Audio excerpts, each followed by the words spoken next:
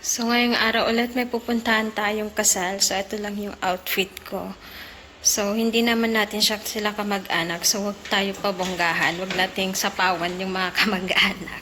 So, naka-corset lang ako. So, how is it? This clothes na yan, it's good or not? It's good? So, eto lang guys. So, side ng fiancé ni Hiral yung ikakasal. So, magko-corset lang ako. Huwag tayong bongga-bongga para hindi natin masapawan yung mga kamag-anak. Ito lang. Ito si Nayan may iwan kasi nga nilalagnat. Pero magtatrabaho pa rin yan. Kakainom lang yan ng gamot. So, ang pupunta is lahat kami except sa kanya. Mami, Adal, adebat, magte-take out daw siya, magsa-sharon kami doon sa kasalan. Adal, anebat, para sa rice at saka sa dal kasi nilalagnat si Mami. Then, ayun si Papa naghihintay na, di ba? Makikisharon lang din. Hindi mawawala yan dahil pinay rin yung ugali niyang matandang yan. So, guys, Anay. Magdadrive daw ako, tapos sasakay ko daw si Dada. No. So, si Mami, may dala talagang pang sharon si Mami, oh. So, dito kami sasakay, tatlo. Ayan. Doon daw dapat ako, kaso ayoko. Traffic. Pamadisgrasya pa ako. So habang papunta kami, automatic na yan. Madadaanan talaga namin yung area na parang food festival everyday. Dito sa Gujarat, India, literal na hilera ang street food. May samosa, may ice cream, iba't ibang drinks, alupurin, badapaw, at kung ano-ano pa. Parang sinasabi ng kalsada, diet ka? Sure ka? Ang mas nakakatawa na sa gilid lang sila ng highway. Oo, highway mismo. Sa Pinas, pag ganyan, sigurado traffic na malala. Pero dito, hindi maluwag ang daan. Disiplinado ang mga sasakyan at parang sanay na lahat na may nagtitinda sa gilid. So ano nga ba ang totoong cause ng traffic? Hindi street food, hindi samosa, hindi badapaw, kundi ang mga kasalan. Ikaw ba naman kaliwat kanan ang kasalang nagaganap as in kabilaan? Lahat ng farm dito sa area namin lugar. Parang may memo yata, wedding season is waiting. May tent sa kabila, may bandang tumutugtog sa kabila, may mga ilaw na parang fiesta sa bawat bukid.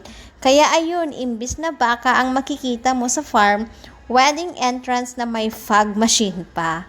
Dito mo talaga marirealize na after Diwali at New Year, automatic kasalan na sunod. Welcome to India Wedding Marathon. Street food, bonus lang yan sa biyahe. Traffic sponsored by wedding season. At kami, habang stuck sa daan, tumitingin na lang sa samosa stand. Iniisip kung kakain ba o magpipigil kunwari. Pagdating namin sa venue ng kasalan, alam mo na agad ang priority. Hindi muna picturean, hindi hanap ng upuan, kundi diretso agad sa pagkain. Kasi naman wala pang masyadong pila eh. Practical lang tayo dito habang fresh pa ang pagkain at wala pang crowd, atak na agad kami ni Mami sa pagkain. So habang nag-e-entrance si groom na parang artista na may sariling spotlight moment, si bride naman sa loob ready na siyang salubungin si groom. At kami, ayun, may hawak ng plato. Parang baligtad tuloy ang eksena. Dapat diba si groom ang naghihintay tapos si bride ang grand entrance? Pero dito sa India, iba ang flow. Same din sa Pinas. Actually, sa bahay o side ng bride, usually ginaganap ang ceremony. Si bride kasama ang parents niya ang sasalubong sa groom. Tapos, sabay silang maglalakad papuntang stage. Ang ganda kasi parang simbolo na tinatanggap ng family ang groom. At from that moment, officially isa na silang pamilya. Habang emotional ang entrance nila, kami naman emotional din kasi masarap yung pagkain. Multitasking lang, nanonood ng kasal habang ngumunguya. Supportive guest pa rin naman ha. Present kami physically, medyo busy lang ang bibig. Welcome to Indian Wedding Experience. May ceremony, may culture at higit sa lahat, unlimited. Akala ko tapos na ang kasalan kaya uwi na sana, pero teaser pa lang pala yun. Yung nakita namin kanina, pictorial at mini entrance lang. May rituals pa mamaya yung totoong ceremony na may priest. After nun, syempre magre-refill muna sila. Kakain muna sila bago ang main event. At hindi lang si groom ang may grand entrance ha.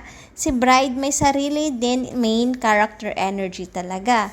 Sa India, pag akala mong tapos na, intermission pa lang pala yun. So, nakauwi na kami sa bahay. So, hindi pa tapos yung kasal. Kaso, masakit din dito ko. Kaka-smile dun sa camera. So, nag-request ako na umuwi na. Then, yung take out na kinain ni Nayan, which is yung dal at saka yung rice. Bali si mami ang nag-take out kasi nakakahiya naman ako mag-take out yung hihingi ng pagkain. Then, hinatid lang ni Papa, then sinundo ulit kami ni Mami. So, tatawin natin si Nayan kung masarap ba yung pagkain galing sa kasal. Nayan, you look at me. How is the food from the wedding? Delicious, right? It's good? Mommy, take out that for you. Bali, nilalagnat pa siya. Pero, naka-long sleeve na siya kasi nga may bisita siya kanina.